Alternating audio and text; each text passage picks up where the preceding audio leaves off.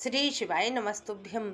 जब काकभुशुंडी जी को सर्प की योनि में पड़े रहने का श्राप मिला, तब काकभुशुंडी जी के गुरुजी ने शंकर जी की स्तुति करके क्या वर मांगा और शंकर जी ने काकभुशुंडी जी से क्या कहा, यह कथा श्री रामचरितमानस के उत्तरकांड से।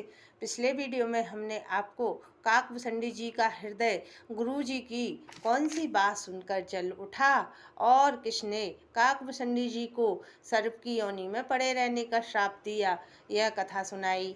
आज हम आपको आगे की कथा सुनाएंगे।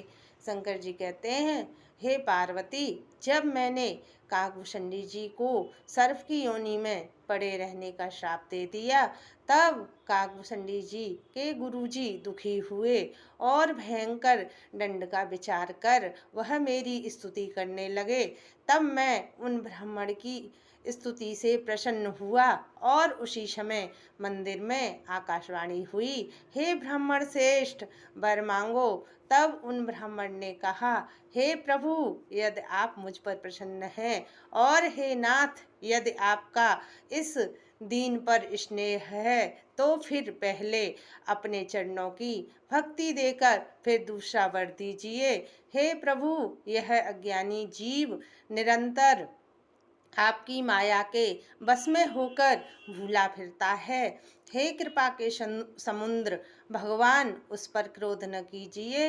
हे दीनों पर दया करने वाले कल्याणकारी शंकर जी, अब इस जीव पर कृपा कीजिए जिसने, हे नाथ, थोड़े ही समय में इस पर श्राप के बाद मुक्ति हो जाए।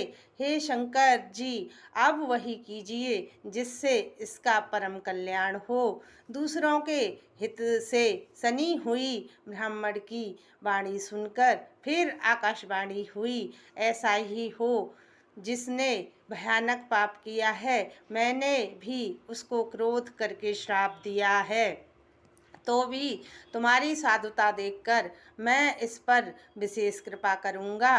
हे ब्राह्मण, जो क्षमाशील और परोपकारी होते हैं वे मुझे वैसे ही प्रिय हैं जैसे खरारी श्री रामचंद्र जी।